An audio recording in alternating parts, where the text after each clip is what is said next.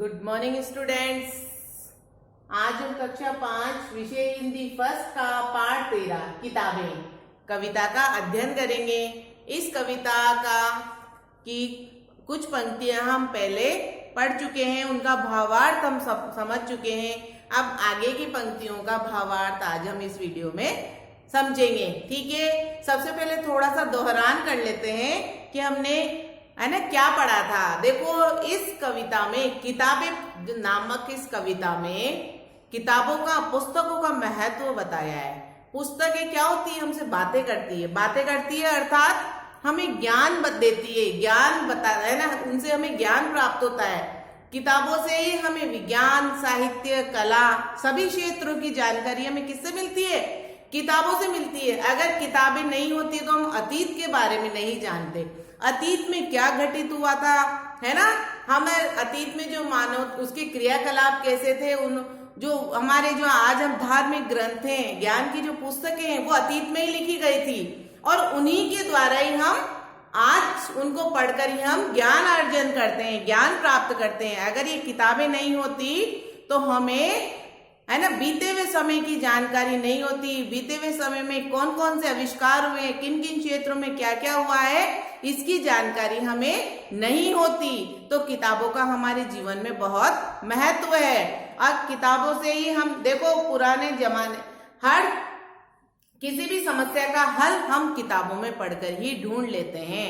अगर वो किताबें नहीं होती तो हम उन समस्याओं से ही आज जूझते रहते और हमारा जीवन चक्र बीच में ही रुक जाता। हम उन समस्याओं का उसका समाधान ढूंढने में ही रहते और जीवन चक्र रुक जाता। हम विकास की ओर तो आगे बढ़ते ही नहीं, क्योंकि हम उन समस्या के घेरे में ही घिरे रहते। लेकिन किताबें, पुस्तकों के माध्यम से हमें हर समस्या का समाधान मिल जाता है। हमारे अतीत में जो पुस्तकें, ज्ञान की पुस्तकें लिखी गई थी, उन ज्ञान की पुस्तकों के आधार पर आज का मानव प्रगति कर रहा है। तो किताबों का हमारे जीवन में बहुत महत्व है। हमने ठीक है, अब उसके आगे की कविता का है ना भावार्थ आज हम समझते हैं। सबसे पहले कविता का थोड़ा वाचन कर लेते हैं।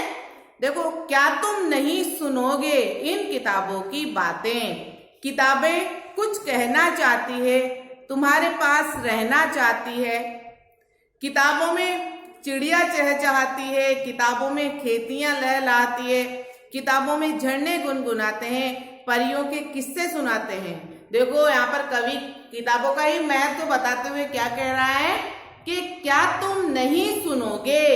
आज के मानव को, है ना, इंसान को संबोधित करते हुए मनुष्य को क्या कह रहा है कि क्या तुम उनकी किताबों की बातें नहीं सुनोगे, है ना।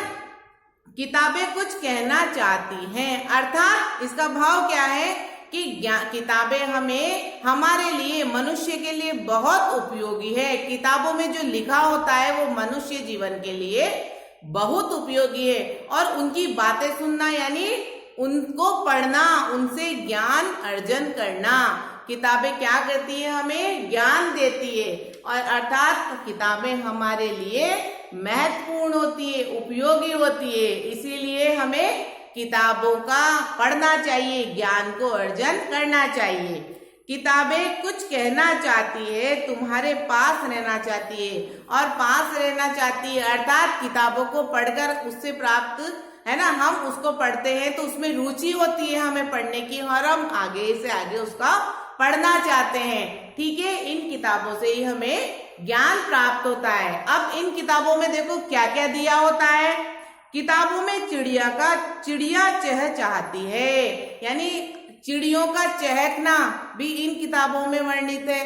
कैसे है कि देखो, कहानियों के माध्यम प्रकृति, इस प्रकृति में चिड़ियों का चहकना, पेड़ पौधों का, है ना, पेड़ पौधे, हरियाली, खेत खलियान, ये सारी जानकारियां किताबों में ही है। क्योंकि किताब, है ना, प्रकृति की सुंदरता का वर्णन भी किताबों में ही किया गया है। इसीलिए कवि कहता है ना, किताबों में चिड़िया चहचहाती है। किताब, चिड़ियों के चहचहाना, इनके बारे में भी किताबों में ही लिखा हुआ है। और किताबों में खेतियां लहलहाती है, खेतों को का लहलहाना, खेतों को, है ना, लहलहाना का मतलब हरे हरे खेत जो कि जब हवा चलती है तो हिलते रहते हैं ना, फसल हिलती रहती है, तो खेतों का लहलहाना, और किताबों में झरने गुनगुनाते हैं। प्रकृति की सुंदरता का वर्णन भी पुस्तकों में ही के माध्यम से ही हमें पता चलता है। हम किताबों में पढ़ते हैं ना, यहाँ इधर पहाड़ झरने बहते हैं, खेत लहलाते हैं, वहाँ की प्राकृतिक सुंदरता है इतनी अच्छी है ना, प्राकृतिक दृश्य बहुत सुंदर है। ये सारी बातें हम किस में पढ़ते हैं? किताबों में। हर क्षेत्र की जानकारी हमें अलग अलग कहानियां है ना, निबंध, उपन्यास, ये सब हम किताबों में ही पढ़ते हैं। प्रकृति की सुंदरता के बारे में, कहाँ पहाड़ है, कौन सा पहाड़ सबसे बड़ा है, कहाँ झरने बहते हैं, कौन सी नदी है ना, उन नदियों का पानी कितना गहरा है, सारा प्राकृतिक दृश्य किसके माध्यम से हमें पता चलता है? किताबों के माध्यम से। और आगे कवि क्या कहता है? परियों के किस्से। देखो किताबों में ऐसी किताबें जिनमें अलग अलग परियों की कहानियां हैं, है ना, परियों की कहानियां, है ना, राजकुमार राजा रानी की कहानियां, है ना, जादूगरनी की कहानियां, ये सारी कहानियां हम किस में पढ़ते हैं? किताबों में। यानी परियों की कहानियों का वर्णन भी किताबों में ही मिलता है ना। अलग अलग जो कहानियां, उपन्यास, ये सारी बातें हम किताबों में ही पढ़ते हैं। तो किताबें हमारे लिए कितनी उपयोगी है, इसीलिए किताबों को पढ़ना चाहिए, ज्ञान को अर्जन करना चाहिए, किताबों से हमें ज्ञान लेना चाहिए। कवि यही हमें समझा रहा है। प्रकृति की सुंदरता के बारे में ही हम किताब में पढ़ सकते हैं, उसके वो ना किताबों के माध्यम से ही हमें ये पता है ना, पता चलता है कि प्रकृति कितनी सुंदर है। परियों की कहानी भी हम किताबों में ही पढ़ते कर जानते हैं, परियों के बारे में। और इसके अलावा सारी चीजों का ज्ञान, हर क्षेत्र का ज्ञान किताबों से ही हमें मिलता है। ठीक है बच्चों, तो समझ में आई कविता। अब इसके प्रश्न हल करते हैं। सबसे पहला प्रश्न है, कवि ने पद्यांश में, पद्यांश क्या होता है? पद। एक तो गद्य होता है जिसमें कहानी, निबंध, उपन्यास, ये विधाएं, इस है ना तरीके विधाएं होती है, यानी लिखने का टाइप होता है तो गद्य। और जिसमें कविताएं है ना, दोहा, छंद, है ना, कविता, ये लिखी जाती है, वो क्या कहलाता है? पद्य। और यहाँ पर हम कुछ पूरी कविता की कुछ लाइनों का ही भावार्थ समझ रहे हैं, तो पद्य का अंश, वो क्या कहलाएगा? पद्य का अंश, पद्यांश। तो यहाँ पर देखो प्रश्न क्या है, कवि ने पद्यांश में क्या संदेश दिया है कि हमें पुस्तकों की बातें सुनना चाहिए।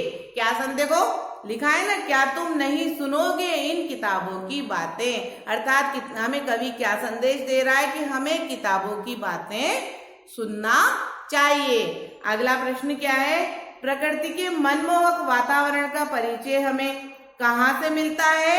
अभी मैंने बताया था प्रकृति की सुंदरता के बारे में हम किस में पढ़ते हैं? किताबों में ही।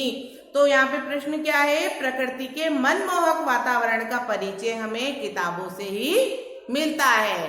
ठीक है, अगला प्रश्न है, हमारे पास कौन रहना चाहती है? हमारे पास किताबें रहना चाहती है। ठीक है, अगला प्रश्न है, पुस्तक शब्द का समानार्थक शब्द पद्यांश से छाटिए। समानार्थक यानी जिसका अर्थ किताब ही हो, यानी पर्यायवाची। क्या है यहाँ पे प्रश्न?